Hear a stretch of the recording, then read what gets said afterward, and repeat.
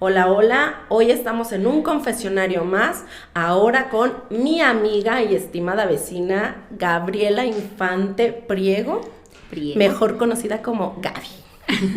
Gracias. Gaby es arquitecta, tiene máster en administración de empresas constructoras y un TCU en contabilidad y bueno, muchos estudios más, pero ahí luego se los pregunto. Y Gaby, muchas gracias por estar hoy aquí contando parte de ti, de tu historia y pues de estos procesos que uno tiene que pasar. Sí. Y bueno, pues vamos empezando. Nuestro tema va a ser ¿qué pasa cuando un ser querido se nos va? ¿Cómo se mueve nuestra vida? ¿Cómo cambia nuestra vida? Y yo sé que tú tienes una historia padrísima desde antes de que pasaran los hechos. ¿Cómo se conjuntaron tantas cosas, Gaby? Así que desde donde tú quieras partir, amiga. Gracias, Lili. Pues gracias por la oportunidad, por la invitación. Van a haber algunas lágrimas. Ya tenemos los clines aquí, no hay problema. Ya me los dejaron aquí, dije, perfecto, son míos, todos míos, entonces adelante. Empiezo. Es algo increíble, es algo que puede ser muy doloroso, pero que yo estoy tan agradecida, infinitamente agradecida con la vida, con Dios, porque gracias a mi fe me permitió vivirlo desde una perspectiva diferente. Sí hay dolor, porque amas a la persona, claro, y la tienes que dejar ir y sabes que no la vas a volver a ver, pero los regalos que te dio durante toda la vida se quedan guardados, se quedan almacenados, sí, en la mente, pero es mucho más increíble cómo los vas almacenando en el corazón. Y cómo en el día a día pasan las cosas y platicas con tu familia, en mi caso, pues mi familia es pequeña, ¿sí? Uh-huh. Éramos mamá, papá, 3 hijos. Les digo yo, una bella y 2 bestias. Son 2 hermanos varones. Igual conmigo, son bestias. Una bella y 2 bestias. Sí. Y después vienen las sobrinas. Entonces, pues la familia en realidad es pequeña, pero somos una familia que nos hemos crecido en el amor y en esa fe. La historia comienza con mi papá, siendo muy chiquillo, él estuvo en el seminario, ¿sí? Uh-huh. Entonces, pues está en el seminario, termina siendo padre de familia, no padre de sacerdote. Esa no me la sabía. Estuvo en el seminario mi papá. Entonces, la fe, yo de mi papá aprendo la fe, de mi mamá aprendo la fe como debe de ser, como establecen los cánones. Pero de mi papá aprendo la fe desde una perspectiva de cómo vivir haciendo el bien, uh-huh, sin importar nada. O sea, tú haces el bien, te vean o no te vean, tú haces el bien. Dice el dicho, ¿no? Tú haces el bien sin mirar a quién. Sí. Y a veces dices, he escuchado últimamente más, he puesto atención en esa parte donde es que a la gente mala le pasan cosas buenas y a la gente buena le pasan cosas malas. No. Yo creo que a todos nos pasan cosas buenas y malas, uh-huh, pero depende desde cómo decides vivirla, el giro que tú le das, qué tan bueno o qué tan malo pueda llegar a ser. Y en el caso de mi papá, pues para mí la figura paterna siempre fue súper importante. Dicen que hay quienes crecemos considerando a la mamá la mejor amiga. Pero en mi caso, mi mejor amigo era mi papá. Porque mi mamá no, amo a mi mamá, pero pues mi mamá y yo tenemos un carácter muy peculiar, muy idéntico. Uh-huh. Entonces tal vez eso me hace verla, espejearme mucho en ella. Uh-huh. Y con mi papá era lo contrario. Recuerdo anécdotas, uno de los regaños más grandes que yo tuve por parte de mi papá,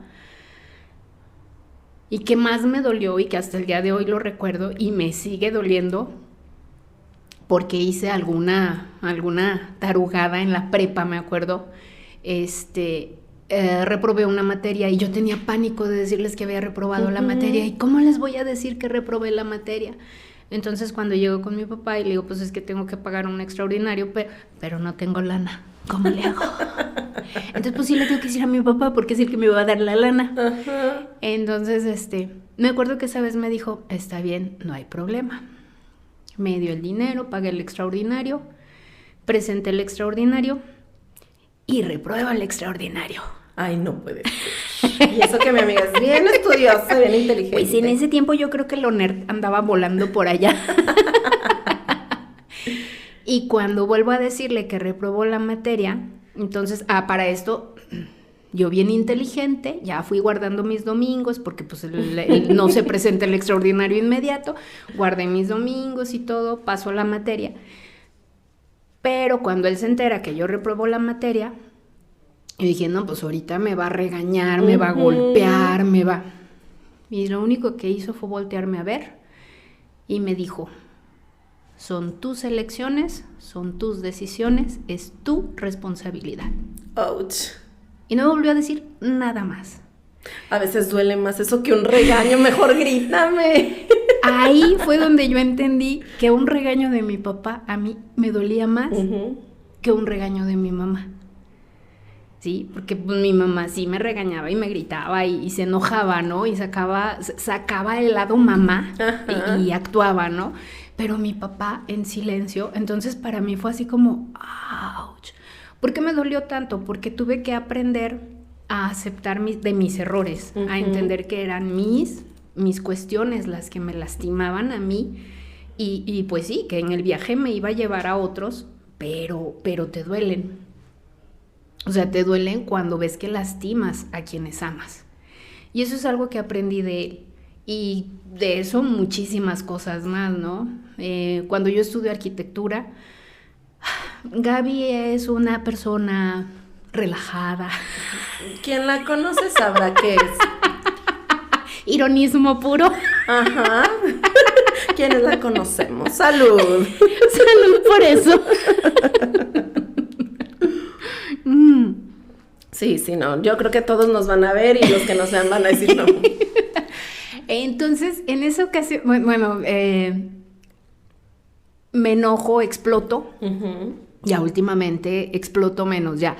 En esa parte creo que estoy madurando y ya. Trabajo y exploto menos. Pero en esas ocasiones, o sea, yo reventaba y... Entonces, en la carrera, pues no fui... Imagínate, 20 y tantos años, juventud a todo lo que da, el seguimiento de las reglas, sí hay reglas que aceptas, pero hay reglas en las que no estás de acuerdo, con las que no congenias y dices, no, porque tengo que hacerlo así. Entonces, toda rebelde, la niña bonita, la niña de papá. Y pues la niña en esa rebeldía, pues se pone al tú por tú, no se deja, no se queda callada, contesta a los maestros, no le interesa, ella defiende su postura y dice yo hago y yo viro y creo que es algo que me caracteriza hasta el día de hoy, ¿no? Que algo no me gusta y brinco y digo hasta ahí. Y me acuerdo que en esa ocasión en la carrera tuve un fuerte conflicto. Yo empiezo a estudiar en la Autónoma, termino en otra universidad. No terminé en la Autónoma, yo soy egresada de la Cuauhtémoc. Pero en ese inter llega un momento en que yo para pasar la materia en última oportunidad dentro del sistema de la Autónoma, yo necesitaba sacarme un 12. No, bueno. En calificación final para panzar con 6. Sí, claro, obviamente. Sí, claro. Entonces, pues, no iba a pasar, o sea, no era posible. Y yo ya estaba derrotada y dije, pues no entrego. O sea, porque ya estoy reprobada, no entrego. No, entregar así o sí, pues no. No, entonces no entrego. Y en esa ocasión, por consejo de mi papá, entregué. Hice mi entrega y me dijo, haz tu trabajo, pues no le pongas nombre. Papá, pero no es posible que no le pongas nombre. Y vas a ver lo que pasa. Ese semestre yo había llegado a quedar a deber calificación, porque en ese semestre yo me había sacado una calificación de -0.5. Sí. O sea, quedé a deberle medio punto al profe. Sí, claro. Sí, entonces en esa ocasión cuando me dicen, oye, pues necesitas un 12 para pasar, ¿qué hago? Y mi padre me dice, entrega, pero no pongas nombre. La experiencia que me queda de eso, o la lección con la que me quedé de esa vez, fue, tu valor está en ti. no en lo que otros puedan creer. Y es algo que pasó hace 20 y tantos años. Hasta el día de hoy para mí es una lección sota de vida. ¿Por qué? Cuando yo entrego ese trabajo, mi trabajo tiene una calificación de 8.5. Sí, recuerden que en arquitectura no existe el 10. No existe el 10. Jamás, jamás. Entonces me saco una calificación de 8.5 en un examen final, un trabajo final. No iba a pasar porque ¿cuánto necesitaba para pasar? 12, un 12. No, ahí todavía debes. Entonces, no era para pasar. Esa calificación me demostró a mí o me permitió ver a mí que no eres un número. En esta vida no eres un número. No eres lo que otros crean. Eres lo que tu capacidad de crecimiento te permita hacer. Y justamente te voy a interrumpir aquí porque en un confesionario donde hablábamos de los papás, del rol de papá tan importante, es justamente esto. O sea, hay lecciones de vida que te dan desde la niñez, desde la infancia, y con esas lecciones vives. Sí. Es tan poderosa la palabra de un papá o de una mamá que se te quedan y son ley de vida. Sí. Y más que quedársete grabada, te digo otra vez, en el corazón, o sea, te quedan tatuadas. Y las llevas como bandera. Así que si como son buenas filosofía. lecciones Sí. o una mala lección, o sea, también te va a marcar, sí, y también exacto, te va a tener ahí. exacto. Entonces, yo eso es algo que agradezco de mi papá, porque me enseñó a aprender el valor del ser humano y del ser humano que puedes llegar a ser o que estás dispuesto a querer ser. Entonces, te digo, en esa lección, al final tuve pleito con los maestros, me bajaron 5 puntos por no haberle puesto nombre al trabajo, y lo único que hice fue salir de ahí con la cabeza bien levantada y decirles, ¿sabes qué? El 8.5 es mi calificación. Ese -5 que estás poniendo es tu calificación, no la mía. Entonces, de ahí, para mí... Con permiso me voy a la Cuauhtémoc. Ya sé, aquí no me quieren, ya me voy. Sí. Bye.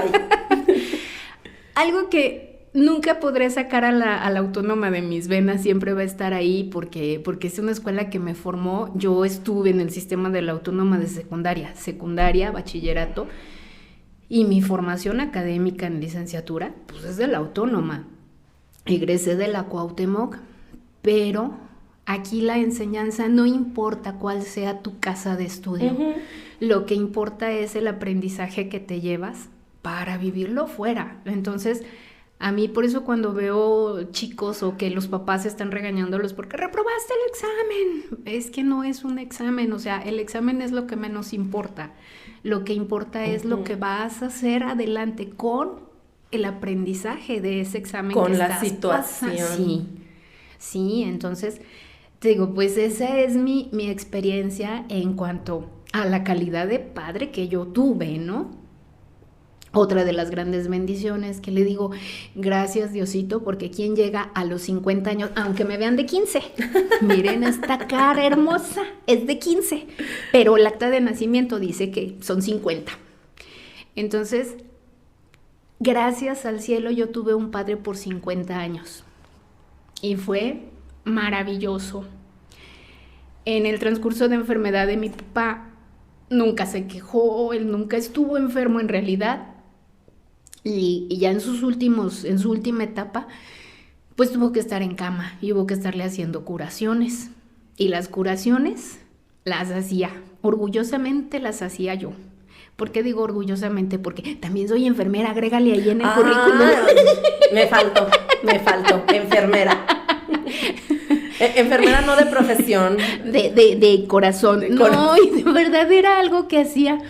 Yo me acuerdo, pues son curaciones para pie diabético, ¿no? Son curaciones sencillas, hay que hacer unos tallones que yo sé que al enfermo pueden igual no dolerle por su falta de sensibilidad cutánea, pero te duelen a ti que le estás haciendo. Y dices, ¡ay! ¿Cómo le hago? O sea, es doloroso saber que tienes que hacer y que tienes que tallar y que es un tallar a profundidad y que dices, bueno, pero lo hago por su bienestar, porque quiero tenerlo, quiero que tenga una calidad. Y en su proceso fue muy rápido. Bendito Dios, papá, digo, no estuvo mucho tiempo en cama, no tuvo una agonía larga. Diabético duró muchos años. Rejegó a ser diabético otros tantos. Y luego aceptó que era diabético, estuvo en tratamiento. Y llegó un momento que se cansó. Y él se dio de alta. Y dijo, yo ya no soy diabético. Yo aquí decido que yo no estoy enfermo y no soy diabético. Entonces, en este proceso de no ser diabético, deja de tomar medicamentos y pues es lo que nos lleva al detonante que al final tuvo con su pie diabético. Pero fueron 4 meses. El año pasado, en diciembre, su última andanza fuera de casa fue para un jueves. El jueves antes de que terminara el año, y el día 1 me toca a mí llevarlo a la clínica porque veo que su pie está mal, no me gusta, lo llevo a la clínica. La pregunta del médico en cuanto le ve el pie, le dice, ¿es usted diabético? Y la respuesta de mi padre es, eso dicen ustedes. No yo. Yo no soy diabético, ustedes lo dicen. ¿Por qué lo digo con este sentido? Quienes conocieron a mi padre saben que fue una persona... Él era bromista. Un humor negro de aquellos. O sea, pues, cuando a mí me dicen... aquí. ¿Por qué eres así? Porque para mí es aprendizaje, para mí es cuestión natural. Hacer bromas, aún de aquello más trágico, puedes hacer la broma. Ahora que he estudiado, he aprendido, te das cuenta que es un sistema de protección, ¿sí? Pero es un sistema de protección en el que te diviertes, te enamoras de la vida y te enamoras de la tragedia o dejas de envolverla en esa capa de tragedia y la vuelves... No te enganchas con la tragedia, o sea, la vives, sí, te duele, no quiere decir que no duela. No deja de doler, no deja de doler. Esas que salen de repente... más que ser dolor es ese recuerdo, ¿no? De no lo tengo físicamente, pero a diario, de verdad, yo se los digo, ellos no se van. No. Ellos se quedan ahí contigo y en el día a día están presentes en tu vida. En las lecciones de vida que nos has compartido, en estas frases. En todo, y que tienes problemas de todo tipo porque sigues enfrentándolos. Y dices, pero tengo la lección que él me dejó. O sea, yo creo que todos tenemos un antes y un después en algún momento de la vida. Yo ya llevo varios antes y varios después. Ya llevo varios. Para algo me están entrenando arriba, pero ahí la llevo. Ahí voy. Pero en este entrenamiento, algo que veo de mi padre es que digo, de verdad, hay ratos que me salen las lágrimas y no hay un solo recuerdo dentro de esta pérdida, dentro de este dolor físico. No hay un solo momento en el que yo diga, ay, es que voy a llorar y triste, sí, súper triste porque lo perdí, porque ya no está. No, porque aparece un recuerdo chispa de mi padre. Aparece algún comentario en ese recuerdo y digo, ok, él diría esto. Y de verdad es cuando dices... No se ha ido, o sea, él sigue con nosotros, él sigue estando aquí y el dolor está, sí está el dolor, pero cuando viviste con alguien que te enseñó a vivir a plenitud, dices, gracias Señor, porque aunque físicamente ya no lo tengo, sigue estando aquí, sigue estando en todo lo que me rodea y pues yo agradecida. De esa pérdida, de ese dolor, duele, sí duele. Y se te salen las de... Sí, se te van a salir las de cocodrilo. Y va a haber días que te levantes y digas, me voy a meter a la regadera y lloras junto con el agua que cae de la regadera. Pero sales y sabes que sonríes. Y no sonríes por obligación. Sonríes porque lo aprendiste de alguien que te enseñó a vivir la vida así, con alegría, con esa pasión por vivir, con esa emoción por el que me trae el día nuevo. Oye, Gaby, y después de pues esto que nos has compartido, Si tú pudieras cambiar el tiempo, ¿lo traerías de vuelta? Estaría chido. De ser posible. De ser posible, fíjate que estaría chido, pero me queda claro que él donde está bien y su partida es una gran lección para todos los que nos quedamos aquí. Entonces decir, lo traigo de vuelta, sí, pero su tiempo, su lección, su huella ya quedó con nosotros. Entonces, de verdad, o sea, si me dices, ¿quisieras verlo? Sí quisiera verlo, pero no creo que el hecho de decir lo traigo de vuelta pueda mejorar ni para él ni para nosotros. Uh-huh. ¿Por qué? Porque creo que esa es la parte padre, ¿no? de esta partida, que todos en casa lo soltamos. Uh-huh. Y lo dejamos ir. Porque a pesar del dolor que te pueda causar esa ausencia, sabes que te lo dio todo.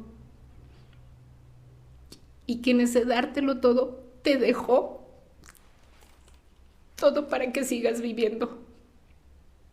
Entonces, no lo traería de vuelta. Porque su tiempo concluyó, su tiempo terminó. Ay, nunca me habían hecho esa pregunta, qué gacha.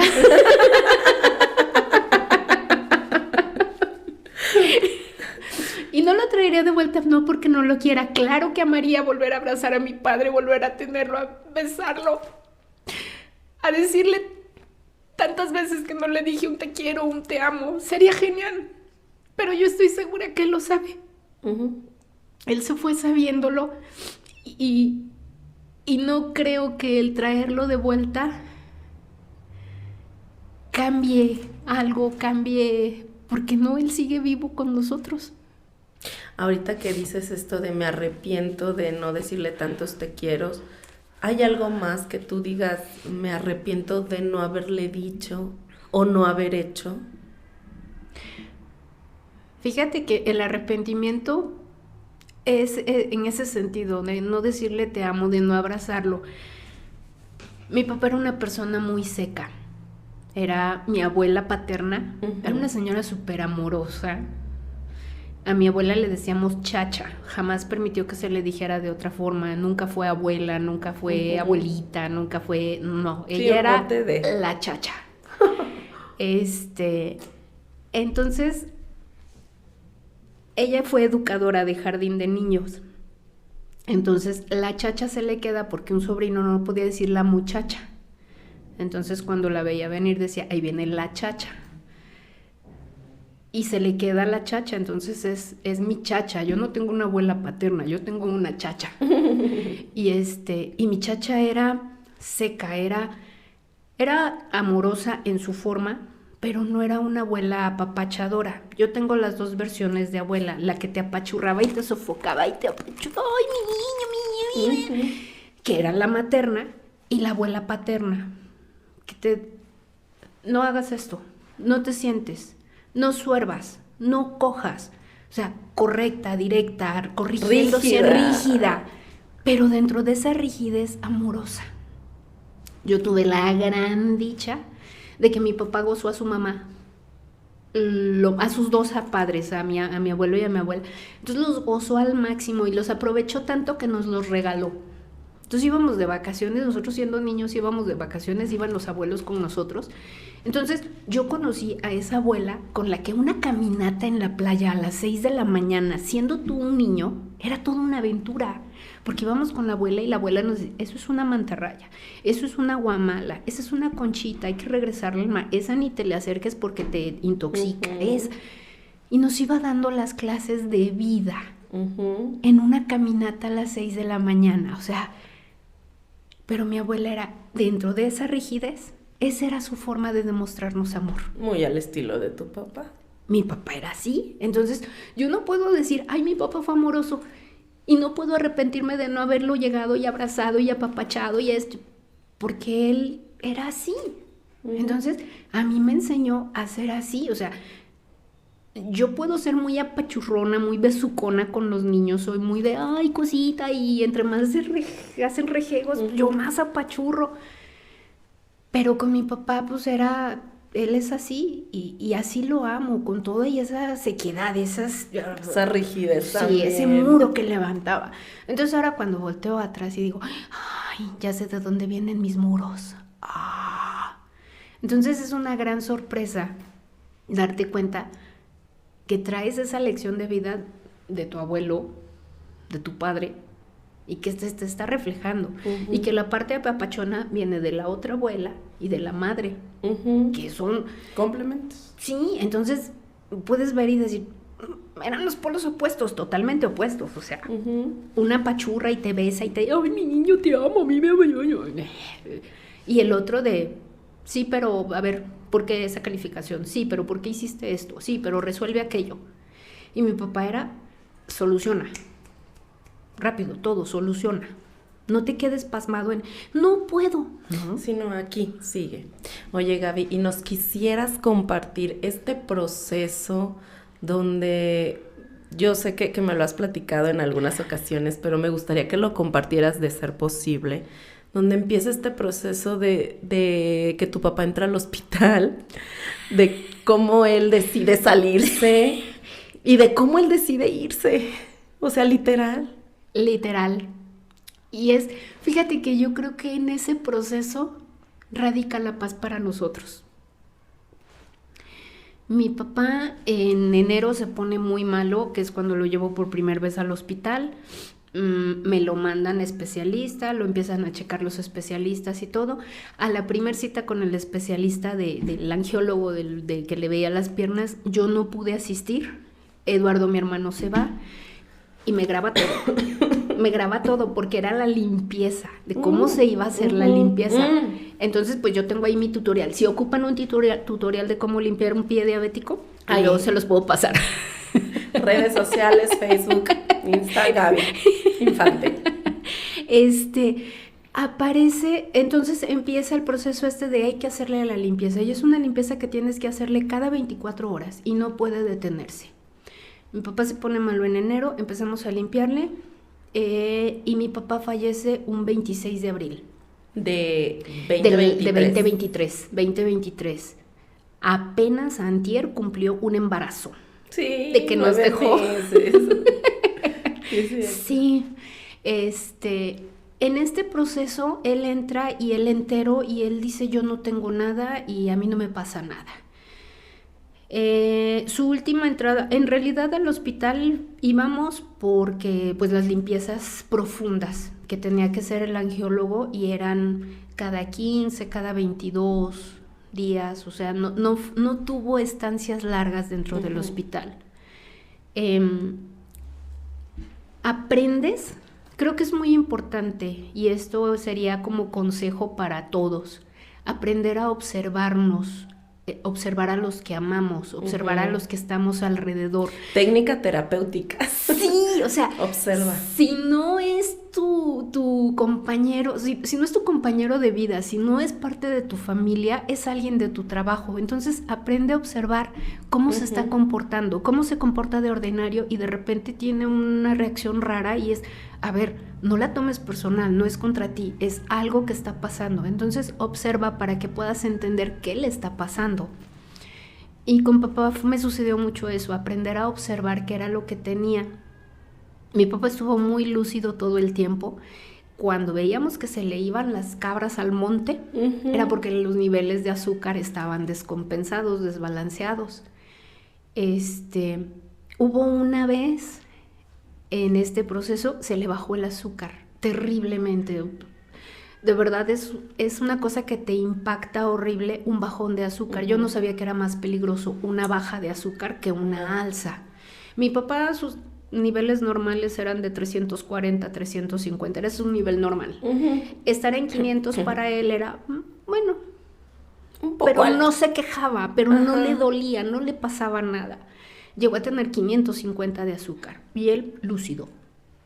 Pero la vez que se nos vino abajo y la descompensación y llegó a 60 en azúcar, o sea, loco, No, yo estaba a punto de pedir un exorcista. O sea, lo veía si estaba acelerado y se paraba y angustiado. O sea, y es esa cuestión de estar observando qué tiene. Habla mi mamá, mi hija, está mal tu papá, le hablo a Eduardo, mi hermano, en el camino, yo no estoy en casa con ellos, entonces en lo que vengo camino le hablo a Eduardo, mi hermano, y le dije, te necesito en la casa, pero ya. ¿Qué pasa? No sé qué tiene mi papá, pero te ocupo ya. Uh-huh. Él estaba en una reunión en su casa, los dejó a todos y les dijo, váyanse, cierren la puerta, yo tengo que ir a ver a mi papá. Llegó a la casa y llega en el inter. Yo le hablo al doctor y me dice, si tienes, dale de comer plátano. Y recuerdo mucho la indicación del doctor, dale plátano, pero dale 2, 3 pedacitos pequeños. Uh-huh. Y yo llegué con él, pelé el plátano enfrente de él, me arrebató el plátano y literal, o sea, fue así de... Pero...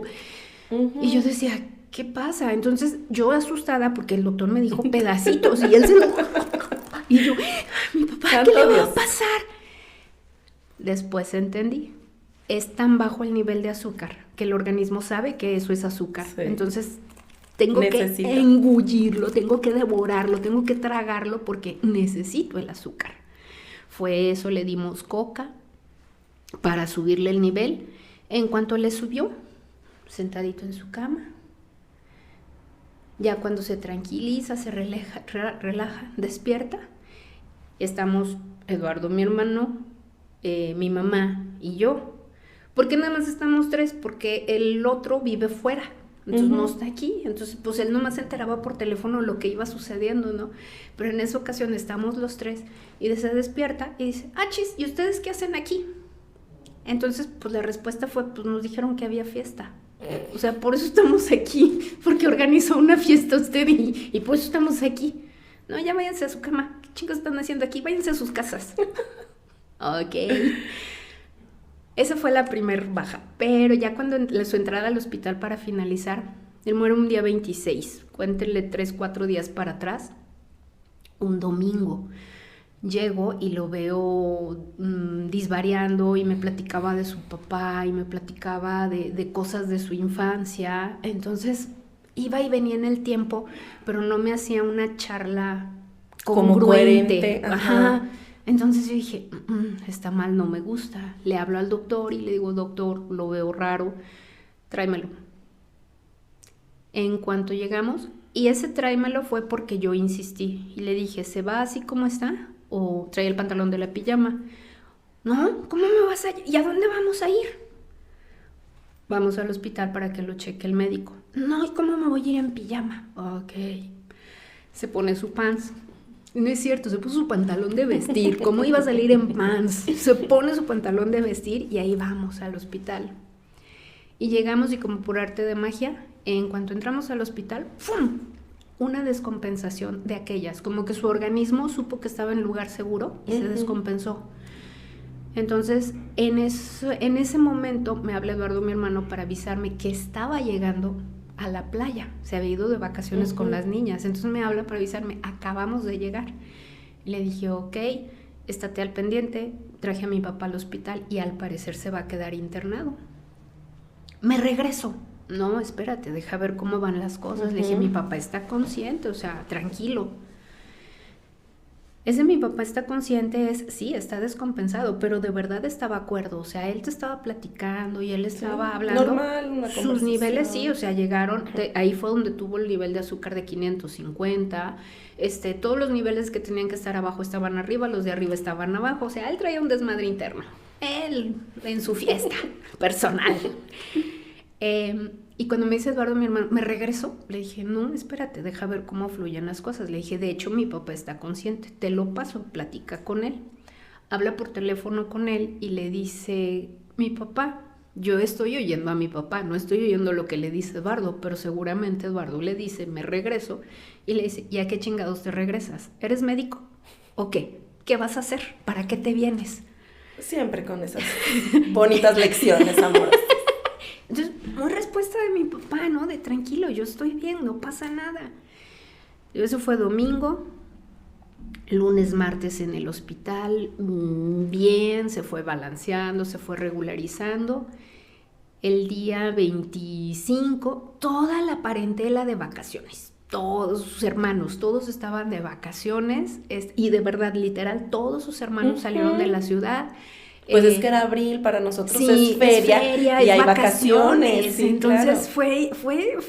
fue muy curiosa esa manera en la que se dan las situaciones. Porque digo, pues todos están de feria, todos están de vacaciones, sus hermanos, todos estaban fuera.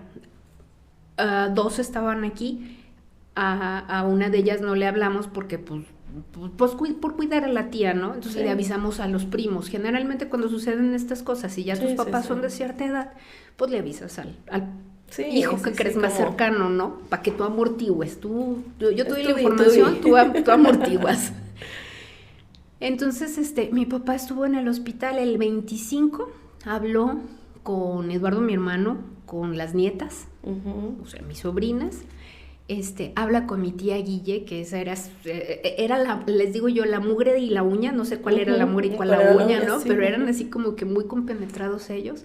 Habla con mi tía Guille, que estaba de vacaciones con toda su familia, se despide de toda la familia, o sea, a toda la familia de mi tía Guille le habla, y videollamada, videoconferencia, y hola Arturo, hola Octavio, hola López, hola, y a todos los saluda.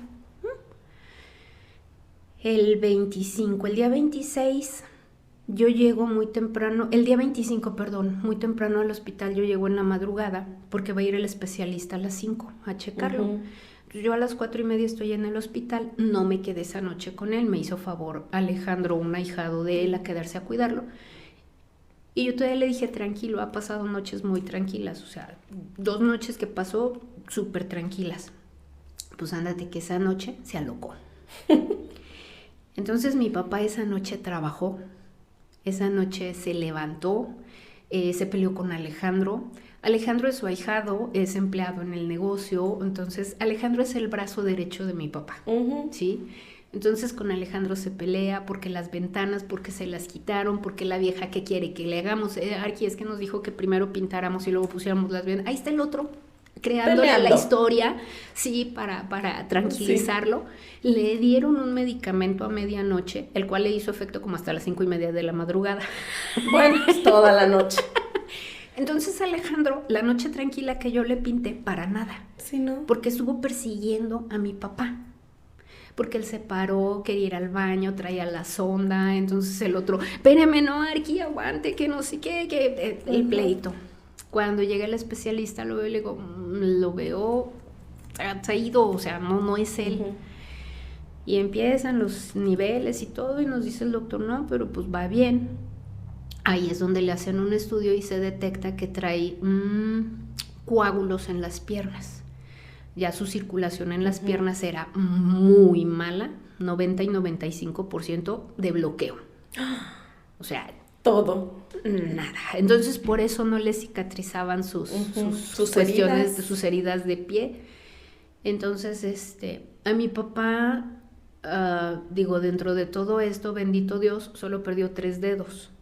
¿Y por qué lo digo así? Y de verdad es algo que no me canso de agradecerle. De su pie izquierdo fueron los 2 dedos, o sea, Daniel chiquito, los 2 que seguían fueron los que perdió, y en el dedo derecho, en el piecito derecho, fue el dedo pequeño. Eso fue lo que perdió. De ahí en ese estudio nos dice el doctor que si el bloqueo en piernas continúa, va a haber que hacer una amputación de pierna. Pero la amputación de pierna venía arriba de rodilla. Porque arriba de rodilla es donde estaba el bloqueo fuerte. Hasta acá. Sí, o sea, ya le iba a quedar el muñoncito de pierna. Yo lo único que atiné a decirle, a preguntarle al médico esa ocasión es que si eso es lo que provocaba las trombosis. Y me dice el doctor, sí, eso es. Ok. Sabiendo esto, yo lo pregunté en un momento en que yo juraba que estaba inconsciente, y ahorita explico por qué juraba que estaba inconsciente. O sea, digamos que lo preguntaste enfrente de tu papá. Sí. Pero creías que papá estaba dormido, que estaba, como cuando los niños, los papás hablan y los niños están dormidos. El niño no entiende, ¿no? Sí, Ajá, tú sigue hablando, jugando. El niño no entiende, él no pone atención. Entonces, por eso es que digo, él no estaba consciente, según yo. Y Pasa ese día.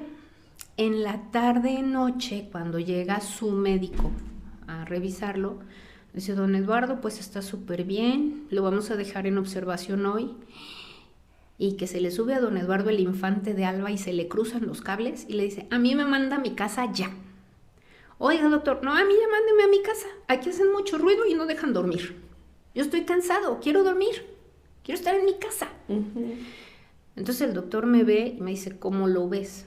Y le dije: pues ya es él, o sea, sí regresó, ya no está divagando. Déjame checo el último estudio y veo qué onda. Va otra vez, hacen niveles en sangre y todo. Y dice: pues don Eduardo se va hoy, no hay ningún problema, se puede ir y ya para que descanse en su casa. Los medicamentos que le teníamos que pasar ya se los pasamos. Ahorita le terminamos de dar nada más el último antibiótico para que ya el tratamiento en casa lo empiece a partir de mañana. Perfecto.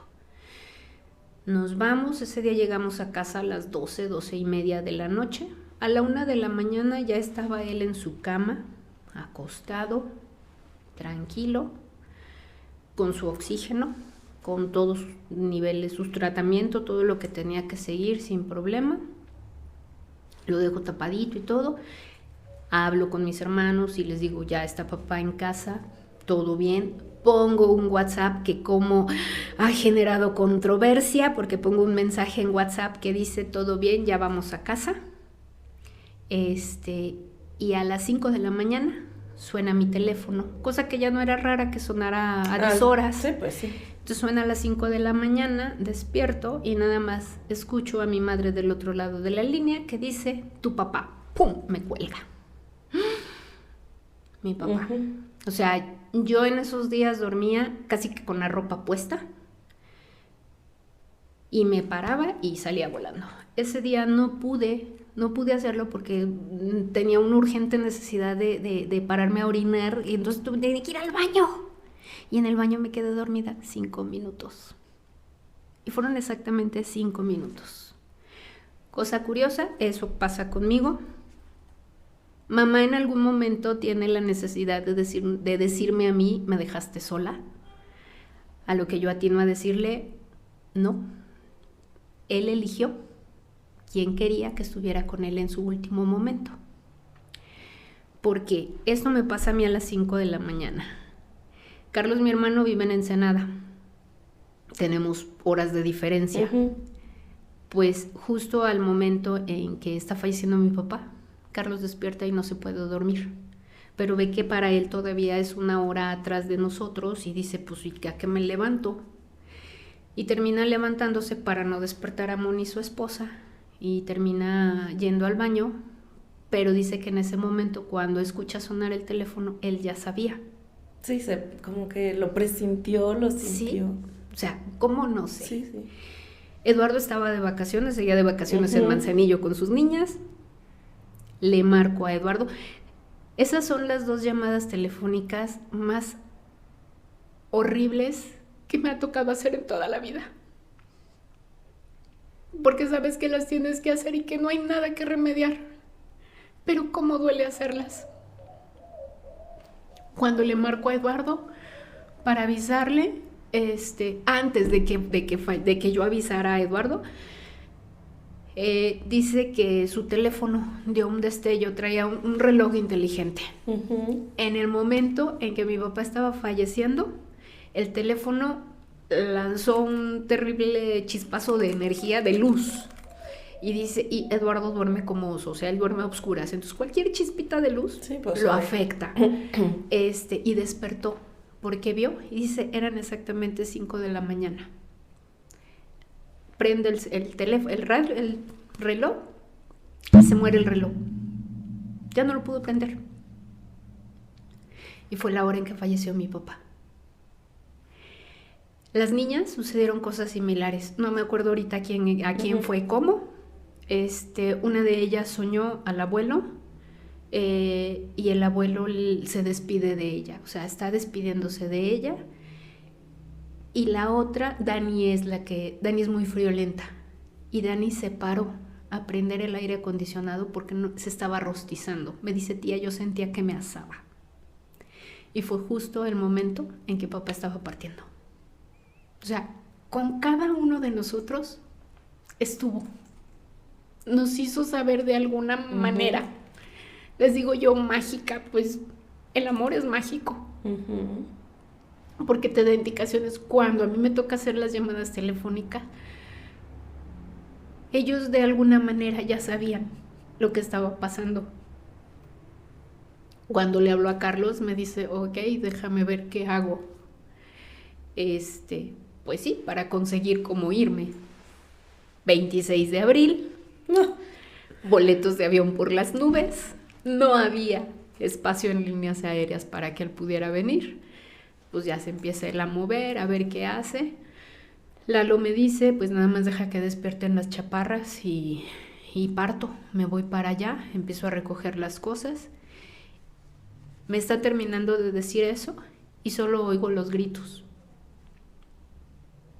Ellas despertaron y ya no se les había dicho nada y ellas ya sabían que el abuelo ya no estaba. Entonces te digo, estas señales mágicas que solo el amor te puede dar y te permite verlas así, es como wow, se está despidiendo de cada uno a su manera. Gaby, yo sé que esta historia sigue, ¿verdad? Pero pues nuestro tiempo no. Ya sí. Pero me gustaría antes de que cerremos, a todas estas personas que han perdido a alguien, o estas personas que nos están viendo y van a pasar en algún momento, vamos a pasar por esto. A todos. ¿Qué les dirías, qué les compartirías, ya que tú has pasado no hace mucho por esto? ¿Qué les compartirías a toda esta gente que nos ve y que nos va a ver? Nunca se arrepientan de decir un te amo, un te quiero, de dar un abrazo sin motivo. No esperen a que haya un motivo para expresar el amor. Y vivan su vida al lado de las personas que aman como si fuera el último día que van a estar con ellas. Porque el día que parten podrán tener la tranquilidad de que dieron todo, hicieron todo lo que tenían que haber hecho para mantener esa conexión con la persona. Yo creo que el arrepentimiento te llega cuando no hiciste algo o no dijiste algo. Culpas. Sí, la culpa. Yo creo que eso es lo que carcome a la humanidad. Sí. Pero cuando sabes que lo diste todo y sabes que Él se entrega a ti y tú te entregas a Él, esto fluye. Entonces, la única forma de poder reír y llorar al mismo tiempo es esa.